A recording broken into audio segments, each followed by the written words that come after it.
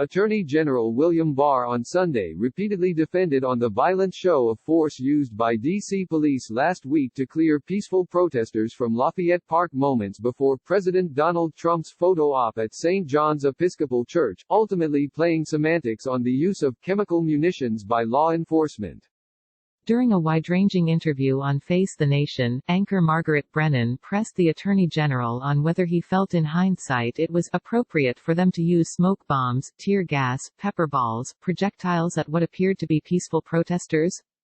An unapologetic Barr, who was behind the order to aggressively clear the demonstrators, insisted that they were not peaceful protesters, and that this is one of the big lies that the media is perpetuating.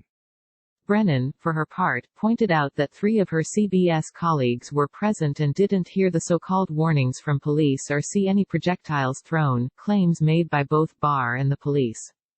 There were 3 warnings given. Barr reacted before suggesting these were the very same violent rioters who were responsible for fire damage to St. John's Church.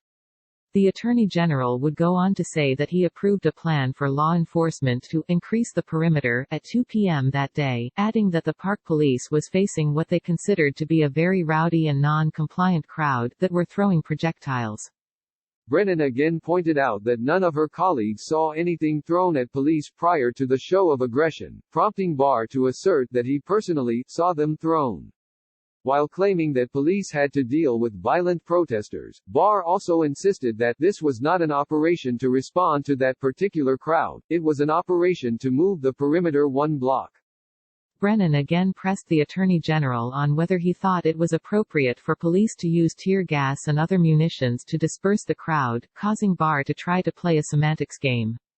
No, there were not chemical irritants, he falsely proclaimed.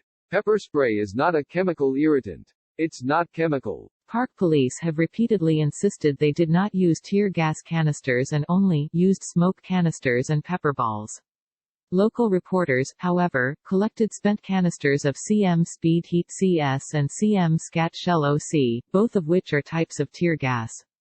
OC stands for oleoresin capsicum, a chili pepper-derived chemical, while CS is an abbreviation for 2-chlorobenzylmelanonitrile, the key ingredient in tear gas. The Centers for Disease Control, meanwhile, also classifies pepper spray as a form of tear gas, prompting the spokesperson for the park police to admit it was a mistake for them to have claimed officers didn't use tear gas on the scene. The CDC specifically says pepper spray is a chemical compound that can temporarily make people unable to function by causing irritation to the eyes, mouth, throat, lungs, and skin, in other words, a chemical irritant. After repeatedly asserting that the police's actions were appropriate, Barr also claimed that he was wholly unaware that Trump was going to make a Rose Garden speech right as officers cleared the area where the president would then pose with a Bible for a photo op. But you understand how these events appear connected? Brennan shot back. Well, it's the job of the media to tell the truth. They were not connected, Barr answered, leading the CBS host to ask if he knew about the president's speech when he gave the green light. I gave the green light at 2 o'clock.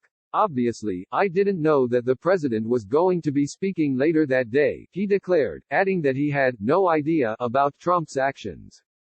It was May 27 and President Donald Trump had, for the umpteenth time in 4 years, set Republicans scrambling to defend him amid a controversy of his own making. At that moment, the focus was MSNBC anchor Joe Scarborough. The president had spent days reviving, via Twitter, a baseless conspiracy theory that Scarborough had something to do with the death of a female employee of his when he served in Congress 2 decades ago. It prompted the woman's distraught widower to plead with Twitter to take the ranting messages down. Arrayed at a press conference on Capitol Hill amid this blow-up were the top 3 members of House Republican leadership, the Minority Leader, Representative Kevin McCarthy, his deputy, Representative Steve Scalise, and the GOP Conference's chair, Representative Liz Cheney.